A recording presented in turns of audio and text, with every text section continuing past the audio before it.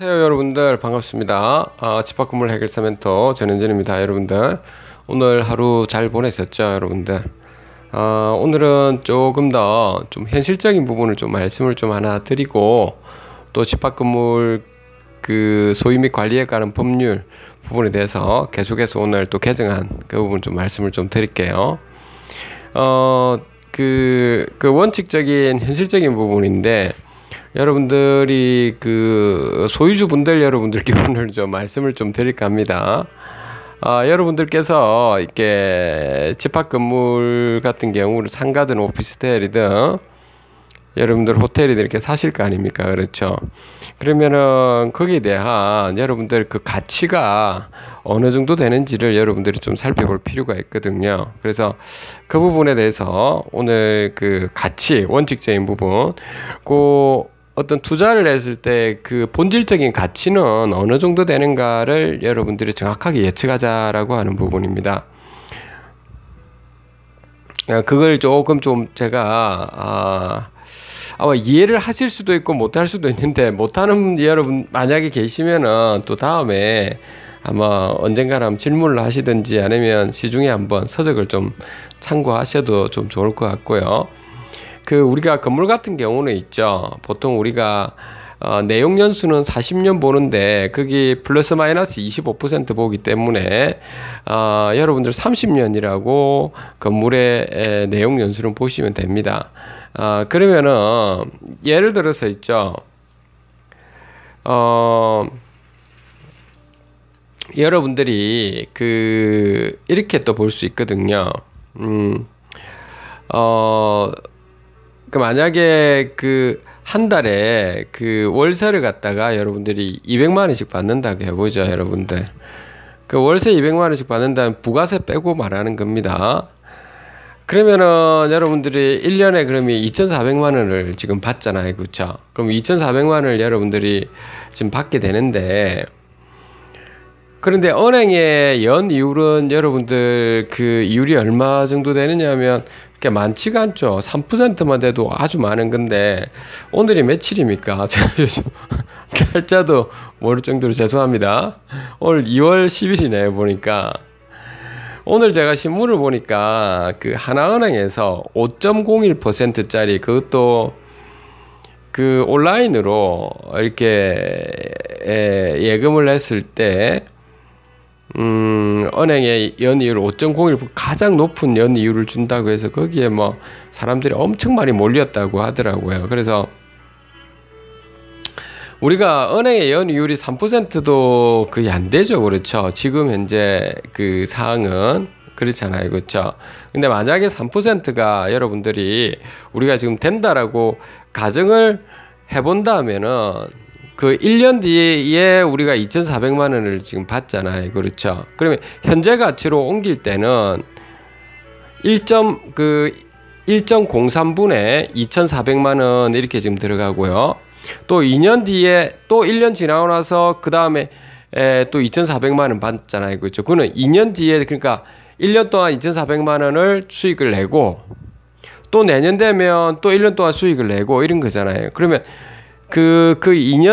2년째 또 1년 동안에 수익 낸 2,400만 원은 또 소급해서 또 적용하면 1.02의 제곱분의 1.03의 제곱분의 2,400만 원 이렇게 해서 또 계속 더해주거든요, 여러분들. 몇 년까지요? 30년 동안 더해준다라고 하는 겁니다, 여러분들. 그래서 그렇게 여러분들이 더해주면 있죠. 월세가 바로 들어갔다는, 그러니까 구입하고 나서 월세가 바로 나왔다는 가정하에서, 월세를 바로 받는다는 가정하에서 여러분들이 30년 동안 이렇게 딱 해보시면 있죠. 계산을 해보시면 한 4억 8천 한 400 정도 나오거든요, 여러분들. 그런데 여러분들 소득세 같은 경우는 세율을 보시면 6%, 15%, 24%, 35%, 48%, 38% 이렇게 돼 있는데, 한 4천만 원까지는 15%까지 들어가는데, 세득 공제 같은 거 빼고 하면 대략적으로 보면 12%로 지금 세금을 잡는다 하면, 그러면 12% 세금을 빼고 30년 동안 본다면 4억 2,600만 원 정도가 되거든요, 여러분들. 자, 제가 무슨 말씀 하시는 줄 알겠죠, 여러분들? 그러니까 여러분들이 월세를 200만 원씩 받는다. 매달 부가가치세 빼고 그랬을 때는 한 4억 2,600만 원 정도의 그 세금 빼고 앉아 그렇다면 4억 2,600만 원인데 세금까지 포함되면 4억 8천만 원 정도겠죠. 그 정도 투자겠죠. 근데 만약에 거기서 공실이 많이 발생했다. 아이고 이러면 좀 문제 생기죠. 그것도 또 빼야 되겠죠. 그러면 금액이 좀 더 낮아져야 되겠죠. 이제 그런 부분이 할인율이거든요. 실제 여러분들이 그 구입을 하자 말자, 매매하자 말자 월세를 바로 받을 수 있고 그렇다면 상관은 없는데 그렇지 않고 월세를 바로 받을 수 없는 상황이라든지 이랬을 때는 그보다 더 금액이 더 떨어진다는 겁니다. 그걸 우리는 할인율이라고 지금 부르거든요. 여러분들이 그런 거는 한번 조금 알 필요가 있습니다, 여러분들. 그래서 여러분들 소유자분들 여러분들께서 있죠. 절대적인 그 가치 있거든요. 절대적 가치를 여러분들이 정확하게 좀 살펴볼 필요가 있다 이 말입니다. 아셨죠? 그래서 오늘 그 말씀을 좀 드리려고 하는 겁니다. 그래서 여러분들 그 제가 방금 이야기했던 거를 아마 시중에 여러분들 그 서점이나 이런 데 가보시면 이렇게 그걸 볼 수가 있습니다. 그 어떻게 하는 방법을 알 수 있을 겁니다. 만약에 모르시면 다음에 꼭 알고 싶은 분들은 따로 한번 다음에 문자를 보내시든지 이렇게 하시면 여러분들이 그런 부분을 좀 알고 계셔야 있죠. 그러니까 그 우리가 상대적인 가치로 옆에가 예를 들어서 부동산 같은 경우에 왜 이런 것이 있잖아요. 그 옆에 상가라든지 호텔이라든지 이런 곳이 상당히 우리가 분양했을 때 금액이 좀 비싸더라, 많이 올랐더라 이렇게 할게요. 그냥 많이 올랐더라. 그래서 여기도 많이 오를 것이다. 상대 가치로 이렇게 생각할 수가 있는데 뭐 아파트도 그렇고요. 그런데 이런 부분이 있는 겁니다. 그 국가 정책상으로 주택 담보 대출이라든지 이런 부분이 이렇게 세금 같은 것도 많이 안 때리고 담보대출도 많이 내어주고 그다음 금리도 낮고 이렇게 해서 우리나라에 이게 주택이나 이게 상가라든지 이런 부분 있죠. 호텔 같은 경우도 그렇고 돈에 대한 유동성이 상당히 많이 풀려버렸을 때 그러면 물가가 자동적으로 상승하지 않습니까? 그게 일종의 버블이라고 하거든요. 이제 그런 상황에서는 여러분들이 가치가 있죠.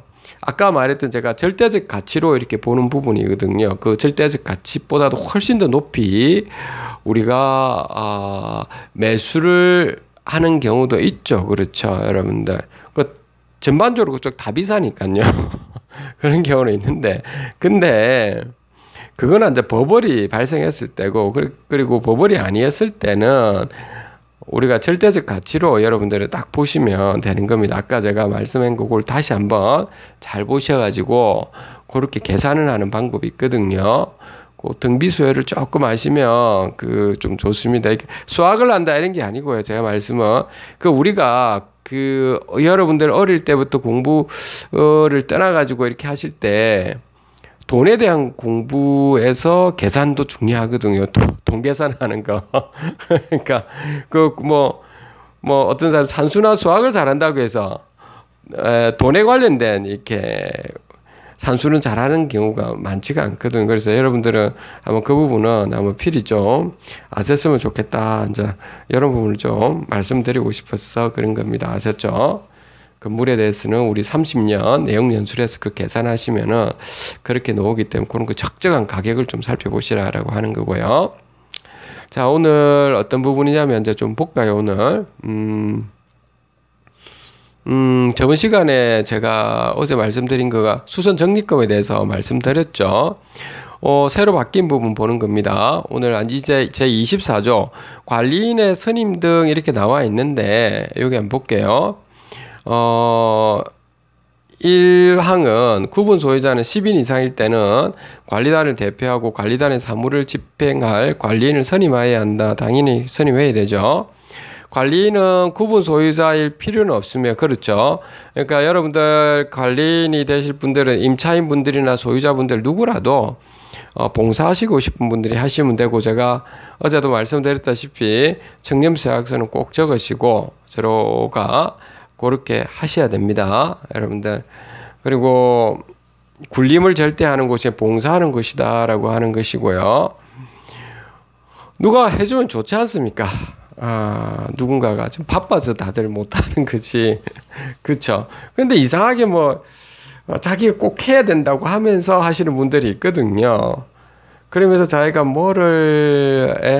자기 걸 챙겨 먹으려고 하는 사람들도 있고, 그러면 안 됩니다, 여러분들. 청렴서약서를 꼭 적도록.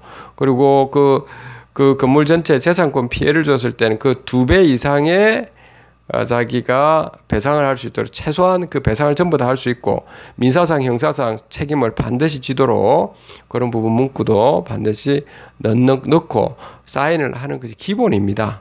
저는 그렇게 여러분들이 되셔야 되고, 그러면 제가 그렇게 만들었습니다, 여러분. 청렴서약서는 제가 만들었다고요. 여러분들한테 드리는 거 있죠, 제가 다 만들었던 거라고요. 제가 물론 그럼 누가 제가 먼저 사인을 했죠. 이거 만드시라고. 그러니까 조금 탐탁지 않게 하시는 분들도 있었는데, 과거에. 근데 그러면 서로 좋습니다, 여러분들. 그렇게 하셔야 되고요. 그 다음 제2항입니다. 관리인은 구분 소유자일 필요는 없으며, 그래서 이렇게 범위는 어느 내에 쓰라니까 2년의 범위 내에 씁니다. 3년, 4년 이렇게 할 수가 없습니다. 여기 상위법이기 때문에. 그리고 3항은 관리인은 관리단 집회의 계류로 선임되거나 해임되는 거죠.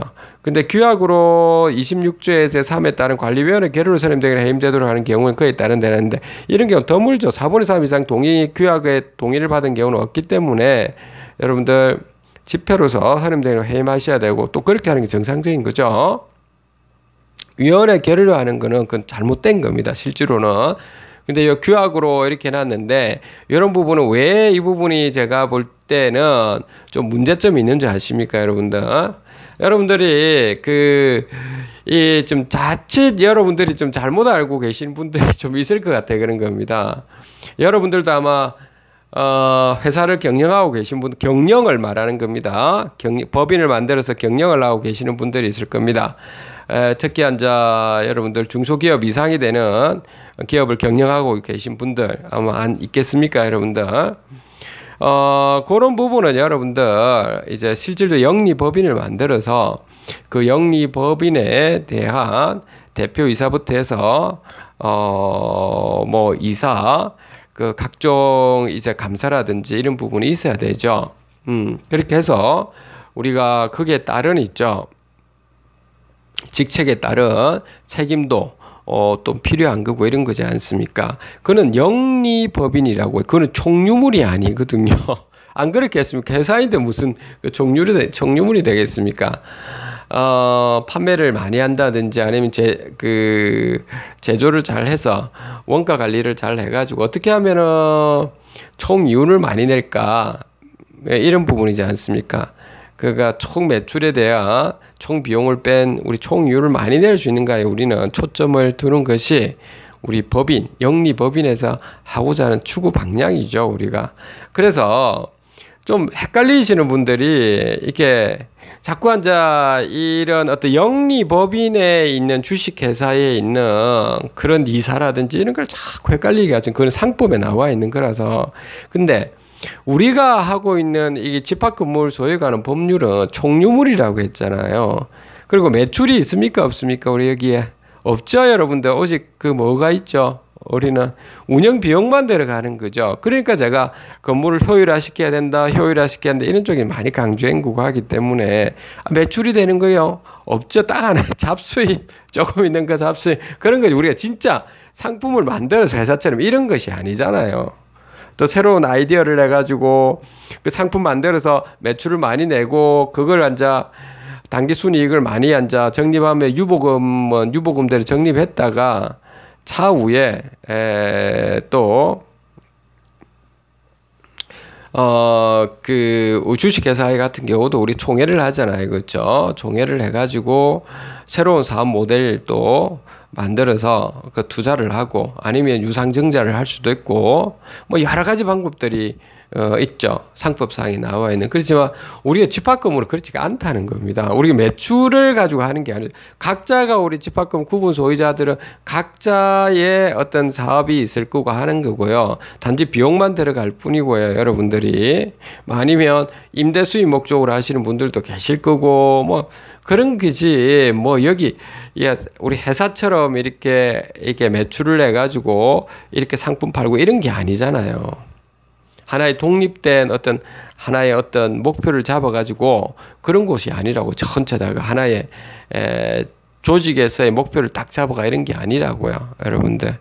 그렇기 때문에 자, 그래서 말씀드리는 겁니다. 이렇게 자꾸 헷갈리시는 분들이 계셔요. 그래서 이 부분도 관리위원회 결의로 선임되거나 해임도를 하는 게 그에 따른다는데 이것도 사실은 잘못된 거죠. 관리위원회 결의로 할 수는 있을지 모르겠지만 안 될 분들은 4분의 3 이상 동의를 못 받았을 분들은 관리위원회에 계신 분들이 하는 원래 목적은 뭐죠? 원래 목적은 뭡니까, 여러분들? 그렇죠. 관리인이나 관리업체들이 좀 문제점이 있는 것을 여러분들이 감시 감독한다 이런 거고 입점주분들을 대변한다 이런 것이지 뭐 여기 뭐 우리 회사에서 이사처럼 이런 쪽은 아니라고요. 그러니까 이걸 조금 이런 부분도 잘못된 방향을 이렇게 지금 위원회 결의로 선임되거나 해임되도록 한다 이렇게 그건 잘못된 거죠. 이런 부분은 되도록이면 총유물이라서 원칙은 전체 집회에서 원래 뽑아야 된다라고 하는 거고요. 청렴서약서 반드시 들어가서 이렇게 진행을 해야 된다라고 하는 겁니다. 그 다음에 제 사항 같은 경우는 구분 소유자의 성낙을 받아서 전유 부분을 점유한다는 제 사망의 본무에 따른 관리된 집회 참석 구분 소유의 의결권을 행사할 수 있다. 그렇죠. 임차인 분들도 행사할 수 있다 이 말인 겁니다. 똑같은 것이 또 나오네요. 그렇죠. 제 5항은 자 관리인에게 부정한 행위나 그 밖에 그 직무를 수행하기에 적합하지 아니한 사정이 있을 때는 각 구분 소유자는 관리인의 해임을 법원에 청구할 수 있다라고 해놨는. 그러니까 제 5항도 보십시오. 이게 직무를 수행하기에 적합하지 않게 부정한 행위를 했을 때는 어떤 문제가 생기죠? 여러분들 구분 소유자가 해임 청구할 수 있죠. 해임 청구를 할 수 있는데 여러분들이 그 형사 고소도 하도 되고요. 이렇게 되는데 굳이 그럴 필요 있느냐는 겁니다. 청렴서약서만 잘 적어놔면 여러분들이 거기에 대한 위반을 했을 때 자기가 자필로 사인을 했기 때문에 당연히 법적으로 거기에 각종 손해배상이나 형사로 여러분들이 책임을 물을 수가 있는 거죠. 그 입증 자료를 증거를 해서. 그래서 청렴서약서는 좀 더 꼼꼼하게 좀 더 내혹하게 적으셔야 된다라고 하는 겁니다. 꼭 그렇게 하셔야 되고 제가 이렇게 말씀드리는 건 니는 그렇게 하느냐는 내가 그렇게 만들었다고 했습니다. 제가 만들어가 그렇게 다 해왔고요, 사장님들. 그러니까 혹시라도 막 그러니까 제가 다 그 배포해 드리는 거죠, 양식. 그걸 좀 더 강화시키라고 했죠, 계속 더 드리는 거 제가 만들었던 거거든요, 여러분들.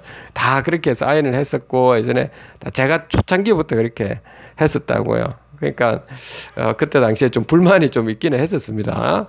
분들이 이렇게 하시는 게 바람직하다고 하셨죠. 그 다음에 그래야 요 제 5항 부분에 법원에 청구할 수 있다. 굳이 이렇게 필요 없이 이제 그렇게 손해배상하고 형사고소로 바로 들어가도 되고요. 물론 이런 방법도 있다는 겁니다.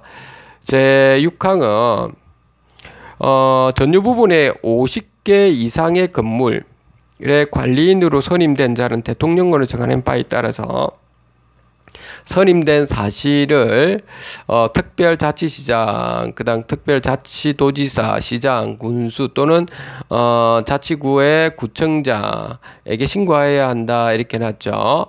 그러니까 요 부분 앉아 신고해야 돼. 앉아 관리인 선임이 되고 신고해야 된다 하는 부분이니까 그러니까 연락 오신 분들 중에서 혹자는 그 관리위원회에서 있죠. 관리위원회에서 관리위원회가 관리인 역할을 하도록 해서 뭐 이런 이야기를 하시던데, 예. 그 부분은 있죠. 좀 문제점이 좀 있는 겁니다. 그 부분은 저 뒤에 가가지고 제가 말씀을 좀 드리겠는데 관리위원회는 규약이 있어야 4분의 3 이상 동의를 받았어야 있죠. 여러분들 관리위원회가 존재하는 것이기 때문에 그게 실제로는 좀 거의 없잖아요. 그렇죠? 여러분들이 표준관리규약을 사용하고 있잖아요. 그러니까 앞으로 여러분들 이런 문제가 분명히 발생할 텐데 법률적으로 나중에 이런 소송 사건이 좀 많이 생길 수도 있기 때문에 그 소송을 또 거는 사람도 문제가 있는 사람이고요. 소유자분들이나 입점주 왜 이걸 가지고 관리위원회가 뭐 문제 있니? 그러니까 이 재산권에 문제 있는 거는 문제 있다고 따져도 되는데 그거 알고 있잖아요. 그러니까 관리위원회가 제대로 규약이 없는 그런 관리위원회하고 하더라도 제대로 하고 있으면 그냥 격리해 주시면 안 되나요, 여러분들? 그걸 또 어떤 분들은 법률적으로 뭐 문제 있다라고 해가지고 막 제가 모르는 바가 아니죠. 그거 모르는 사람이 누가 있습니까? 그래서 제가 말은 요 6항에 에서 지금 보면 관리인을 이제 앉아 관청에다 신고해야 된다는 건데 관리위원회에서 모든 것을 관리인은 없이 관리위원으로 가면 완전 그것은 완전 법률적으로 아주 문제가 생긴다고요. 그러면 소관청에서 받아주지 않는다 이 말입니다. 받아주더라도 나중에 문제가 발생하기 때문에 상당히 조금 분쟁의 소지가 있기 때문에 그래서 여러분들 제가 늘 말씀드렸다시피 뭘 하시라는 겁니까? 관리를 뽑으셔가지고 진행하시고 관리위원들이 위촉관리위원이라 해서 그냥 임시적으로 그냥 하시면 되고요. 이렇게 하시면 됩니다. 청렴서약서는 관리인이든 위촉관리위원이든 다 적으시고 그렇게 하시면 아무 문제 없어요, 여러분들. 그렇게 하시면 되겠습니다. 그래서 서로 격려해 주시고 다 그렇게 하셔야 되는 겁니다. 제24조의 이 임시관리인의 선임 등 이렇게 하는데 이것은 벌써 예전부터 좀 나와 있는 걸 약간 뭐 각색을 했다 해야 될까? 1항 볼까요? 구분 소유자, 그의 승낙을 받아서 전유 부분을 점유한 자, 분양자 등 이해관계인은 제23조 제3항에 따라서 선임된 관리인이 없는 경우에는 법원에 임시관리인의 선임을 청구할 수는 있다. 제2항 임시관리인은 선임된 날로부터 6개월 이내 제24조 제3항에 따른 관리인 선임을 위하여 관리단 집회 또는 관리위원회를 소집하여야 한다. 제3항은 임시관리인의 임기는 선임된 날로부터 규약으로 정한 임기를 초과할 수 없다. 이렇게 또 돼 있죠. 6개월 이내에, 그러니까 관리단 집회나 관리위원회 소집을 해야 되는데, 이거 왜 필요한지를 제가 모르겠어요. 임시관리인. 그러니까 없을 때 청구할 수 있다. 법원에 청구할 수 있다. 청구하죠. 그러면 대부분의 청구하고 나면 임시관리인 누가 되는 줄 제가 저번에 다 말씀드린 누가 됩니까? 변호사가 거의 되신다고요, 거의. 그 변호사한테 또 월급을 또 많이 줘야 되거든. 선임됐으니까. 이건 아니라고. 우리 그러니까 소유자분들과 여러분들 입점주분들 잘 보시라니까. 재산권에 저는 아까 그런 부분을 경제적 관점에서 잘 여러분들 보시면 아니 우리가 뭐 싸우고 할 게 뭐 있다고 그렇죠. 안 그렇겠습니까 여러분들. 그래서 이런 부분도 정확하게 정확하게 보시면 무엇이 중요하다 전체 공동체 하는 걸 여러분들 보이실 겁니다. 예, 그런 부분이고요. 그 다음에 제25조까지만 오늘 할게요. 회계감사는 다음 시간에 하고요. 25조 관리인의 권한과 임무는 공용 부분 보존 행위, 공용 부분 굉장히 중요하다 했습니다. 전용을 뺀 나머지 전부 다 공용이다라고 했던 부분이었죠. 공용 부분의 관리 및 변경에 관한 관리단 집회 결의를 집행하는 행위, 즉 사무, 따지기 집회를 꼭 해야 된다 이 말입니다. 마음대로 자기가 하면 안 된다 이 말을 여기 다 나와 있습니다. 두 번째로는 공용 부분의 관리 비용 등 관리단 사무를 위한 비용 분담과 부담금을 구분서기자 청구 수령하는 해, 건물을 관리하는 행위인데 이것도 공정하게 하지 않으면 문제가 발생한다 이 말인 겁니다. 여기서 말하는 거. 그 다음에 관리단의 사업 시행과 관련하여 관리단을 대표하여 재판상 또는 재판 외의 행위인데 대부분의 재판상 재판 외의 행위는 무엇밖에 없습니까? 관리비를 안 냈을 경우에 주로 이런 걸 하고요. 그 외에는 집회를 통해서 있죠. 재판을 할까요 말까요 다 물어보고 하셔야 되는 겁니다. 그 다음에 소음, 진동, 악취 등을 유발하여 공동생활의 평온을 해치는 행위에 중지 요청과 분쟁 조정 절차 권고 등 필요한 조치를 행하는 행위. 이런 부분은 이번에 처음 들어왔는데 사실은 뭐 이렇게 필요한 조치를 행하더라도 결국 이 부분에 만약에 분쟁을 발생하면 환경분쟁조정위원회에 신고를 하고 구청에 이런 부분은 신고를 하셔야 될 것 같고요. 뭐 그런 경우 많죠. 아무래도 뭐 예를 들어서 301호와 302호가 있는데 301호하고 301호는 태권도장인데 너무 쿵쿵대 가지고 옆에 302호에 문제 발생하고 서로가 막 날쓰게 이렇게 하고 이랬을 때 서로 싸우고 할 때 앉아 주로 관리소장님이 가셔가지고 그거는 방음벽을 설치하게 하고 이제 그런 과정을 좀 거쳐야 되고 데시벨도 좀 측정하고 웬만한 것들이 있죠. 그래도 안 됐을 때 거기에 따른 분쟁조정위원회에서도 하셔도 되고요. 만약에 그래도 불구하고 만약에 안 하고 막 이렇게 했을 때는 일단은 소유주나 입점주 여러분들이 각자의 301호하고 302호, 302호에서 피해를 보고 있다면 301호한테 그쪽에 손해배상 청구를 하고 이렇게 하시는 것이 기본적인 거고, 우리 관리단에서는 이제 그렇게 분쟁조정위원회하고 구청에 다 알리고 나서도 도저히 이거 안 되는 상황이 있지 않습니까? 그러면 우리가 관리단에서는 소송을 할 수 없다고요. 왜냐하면 그 재산권이잖아요. 본인들 1호, 2호 때문에, 301호, 2호 때문에 전체 소송을 하는 그거는 아니거든요. 총유물이라고 했잖아요. 그 두 사람들 건물이 아니잖아요. 그것도 역지사주를 잘 보십시오. 301호, 2호 건물이 아니잖아요. 그 전체 건물이니까. 그러면 그걸 갖다가 소송을 해야 된다라고 한다면 그건 누구한테 물어봐야 되죠? 관리단 집회를 해야 되고요. 근데 그게 통과될 가능성은 거의 없다라고 보십니다. 한 명이라도 찬성 안 하면 안 된다고요. 이 재산권 관련된 문제이기 때문에. 그러니까 이렇게 조정은 할 수는 있는데 결국에 손해배상 청구는 각 호실별로 어쩔 수 없이 하셔야 된다 이 말씀입니다. 여러분들 이거 아셨죠? 이게 알고 계실 겁니다, 여러분들. 그런데 어떤 분들은 여러분들이 관리인이나 관리위원들 중에서 예를 들어 302호에 있는데 301호가 문제가 있다 해가지고 관리인이 되신 분이 302호인데 피해를 봤는데 그냥 소송을 갖다가 관리비로 그냥 301호를 손해배상 청구하면 그건 뭐가 됩니까? 횡령 배임됩니다. 그렇게 하시면 안 되는 겁니다, 여러분들. 그렇게 하면 안 되고요, 여러분들. 어떻게 그렇게 할 수가 있습니까? 그렇죠? 하시면 안 되죠, 여러분들. 그냥 기본인데. 그러니까 여러분들 각자가 늘 볼 때마다 자기 것만 생각하고 이렇게 삶을 사시다 보면 안 보이시는 거죠. 그런 사람은 관리인이나 관리위원 하시면 안 되죠.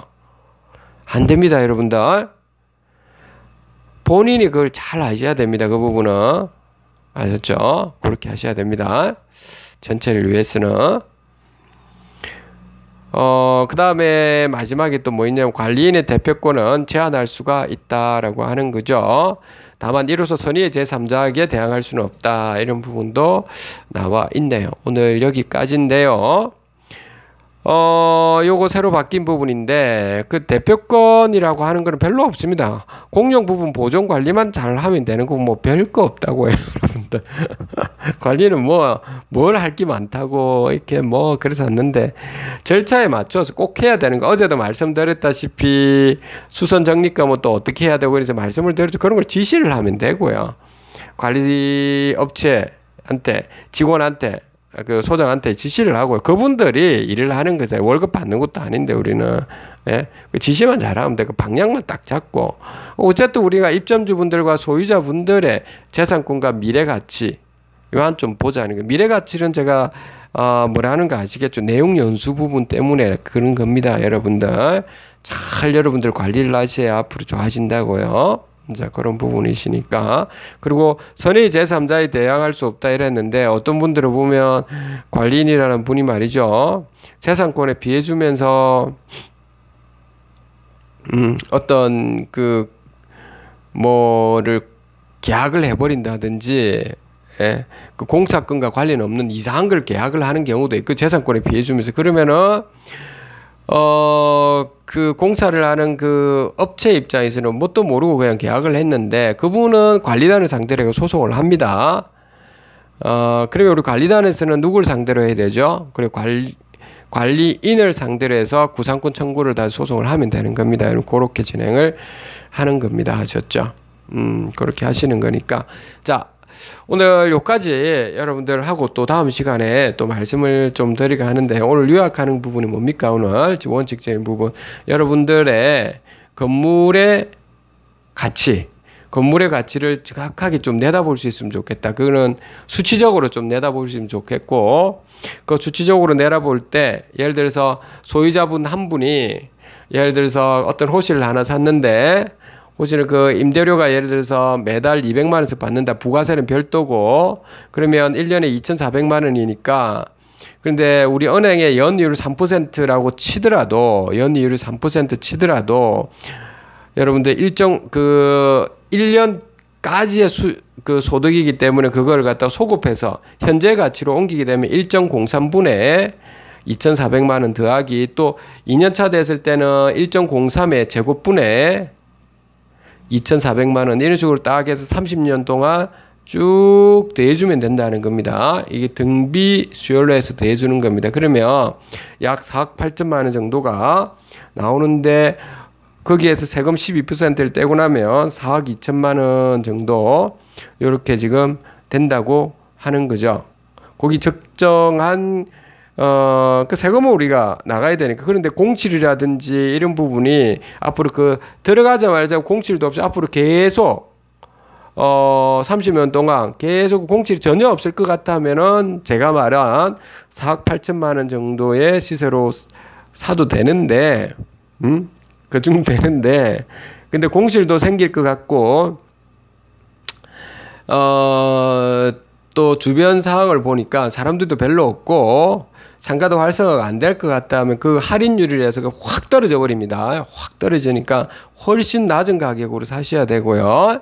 여러분들 그런 부분은 여러분들이 그거는 계산을 좀 해보셔야 된다라고 하는 거 꼭 그렇게 하셔야 됩니다, 여러분들. 그래야 여러분들 적정 가격을 볼 수 있으니까요. 그 부동산 이야기 하시는 거, 그것보다 여러분들이 먼저 그걸 아셔야 된다. 이 말씀을 제가 말씀드린 거고, 그 다음에 이 관리인 부분에 대해서 제가 또 이렇게 말씀드렸던 부분이 있죠. 이 부분도 여러분들이 중요한 부분 말씀드렸고, 청렴서약서가 가장 중요하다라고 하는 거였습니다, 여러분들. 그리고 서로 또 격려도 좀 해주시고, 그렇게 하시면 되고, 어쨌든 우리가 늘 제가 말씀드리지만, 이렇게 특히 이제 소유자분들, 여러분들과 입점주분들 여러분들께서 가장 중요하게 여기는 걸 뭐라 했습니까? 예, 재산권. 그리고 여러분들, 입점주 여러분들은 그 영업이 잘 되도록 하고, 그리고 서비스 잘 받고, 그런 것 부분이죠. 관리비 많이 줄어들고. 그럼 아무런 문제가 없다. 거기에만 초점을 두시라. 수익형 호텔도 마찬가지입니다, 여러분들. 그래서 그런 방법으로 여러분들 접근하시면 될 겁니다. 자, 제가 오늘 여기까지 하는데, 그나마 오늘 뭐, 코로나, 이게 바이러스 때문에 여러분이 있는 곳에서도, 보면 참, 특히 자영업 하시는 분들이 상당히 요즘 타격이 좀 심할 거라고 봅니다.